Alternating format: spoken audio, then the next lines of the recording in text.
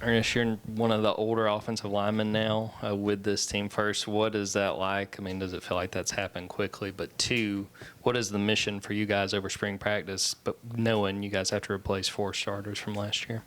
Definitely, you always got to approach everything every day, one day at a time, just get as best individually as you could possibly be, and just taking every day with that approach.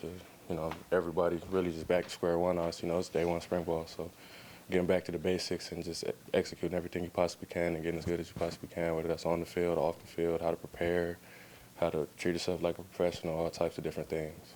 Does it feel like it's happened quickly going from you're one of the new guys to all of a sudden you're a vet? I mean, for sure. Everybody says time flies quickly, but as I've acknowledged that, one of the things I told myself was, you just got to try to bring everybody along with you. So that'll be one of the bigger challenges this spring. Just bringing people along with you and trying to get everybody max their full capabilities. With you guys replacing the 4 starters, we haven't seen a ton of some of these young guys coming up. Is there any of these younger offensive linemen that have stood out to you, and what is kind of the mentality or the wisdom you're trying to impart on some of these young guys as you try to get them ready to start for you guys this year?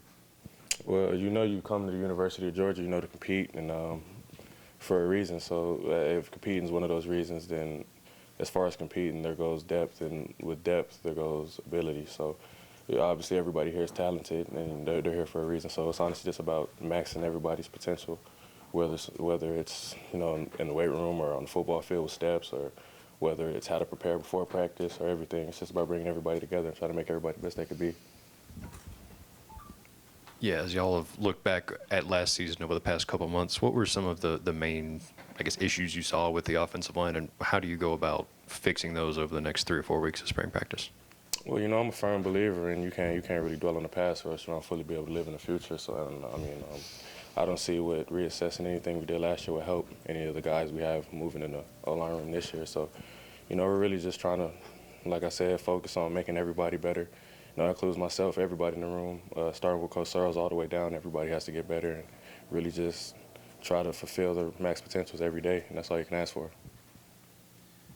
Ernest, can you give us some insight into how Coach Searles leads? We had an opportunity to talk to Tate and Xavier at the NFL Combine on Coach, but just from your perspective and the way he works with you guys and what he's able to do to inspire and teach you.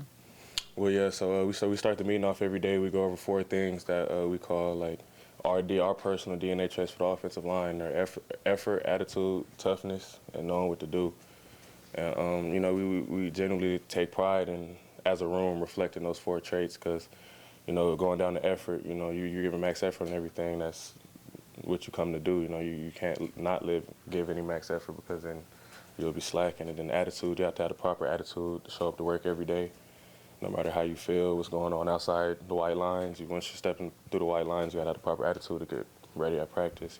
Toughness embodies the position that we play. You definitely have to be tough to be offensive lineman, so mentally and physically. And knowing what to do is obviously the biggest thing.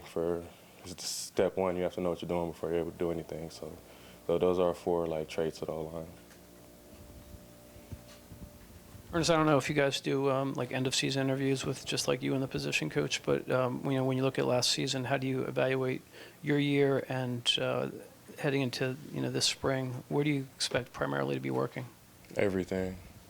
I'm a firm believer that nobody's perfect but the man above, so everybody can always get better at everything that they do. So I just try to reflect and look myself in the mirror every day and tell yourself you got to get better in everything, all aspects of life, on the field, off the field, physically, mentally, everything. How comfortable do you feel switching between both left tackle and right tackle, but also moving potentially down into guard as well? I know you've obviously played primarily as a tackle for Georgia. Versatility is something that stands out next to people's names, so if somebody can shout out the versatile, then it's a good sign. Yeah, you said it feels like the offensive line is back to square one going into spring practice. When you lose so many guys that have played so many snaps, does it feel like every snap, every rep is truly up for grabs between 8, 10, 12 guys? I mean, it's like that every year, regardless of who left, who came back. You have to show your worth on the field day in and day out. So I wouldn't say anything changed as far as people having to prove themselves at practice.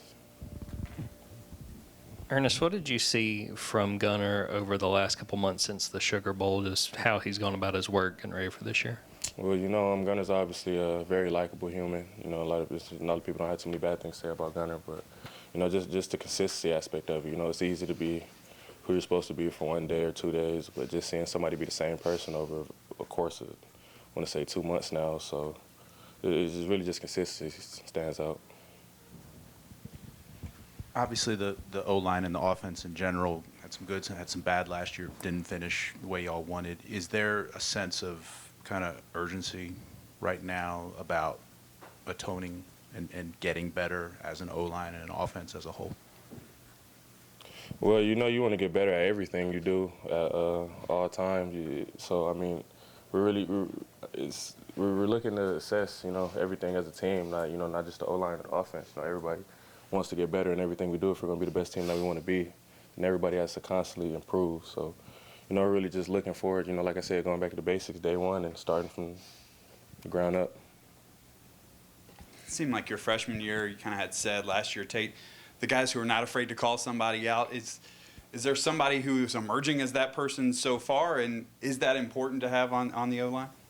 Definitely. Well, as a position group where there's so much camaraderie that goes into the position, all 5 guys have to move together as one, and if one person's off, if one wrong, then all 5's wrong, and if one's wrong out of the 5, then the whole 11 of the offense is negative play. So we really just take pride in coming together as one, and really just the camaraderie it takes to be able to. Leadership doesn't have to be from one person. Leadership can be from multiple people. People can lead by example. People can lead verbally. So really everybody just having that respect for each other, to know that if somebody's getting on you, that nothing's personal. Everybody loves each other here, and we all just want to be better and want the best for each other.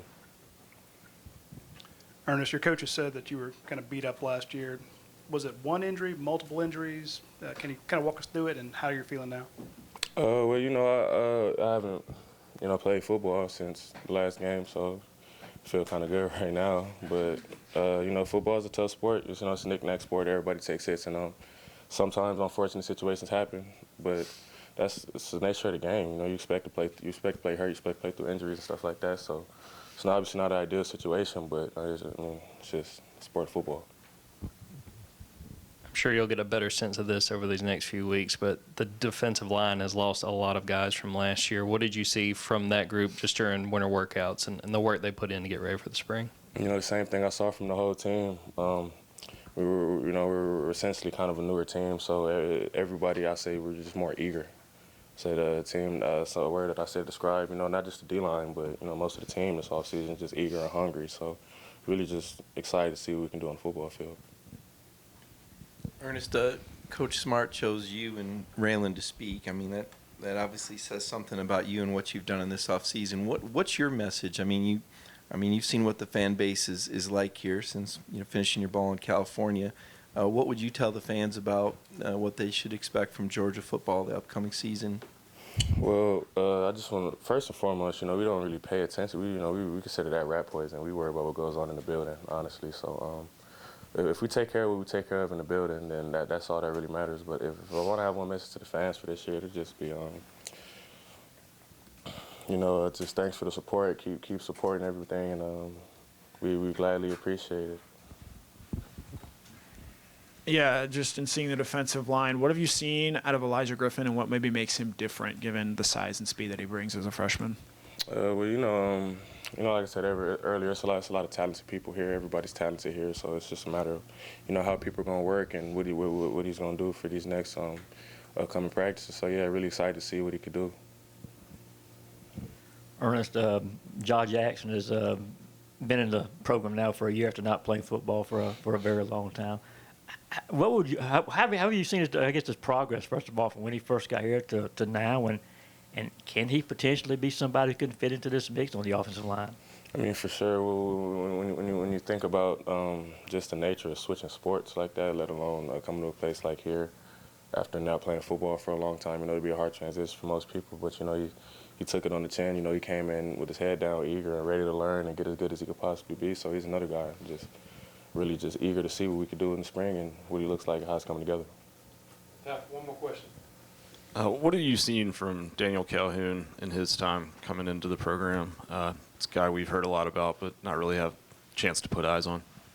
Calhoun's a guy that he kind of embraces what we embrace as an O-line. You know, we just come in and, we like to work and keep our head down and get as good as we possibly can. So just having that brotherhood camaraderie with each other and being able to talk to each other how we need to be able to hold each other accountable and get the best out of each other is one thing I say Calhoun embodies for sure, as far as, just being one of the guys in the O-line room. Thank you, Ernest. Thanks, Ernest.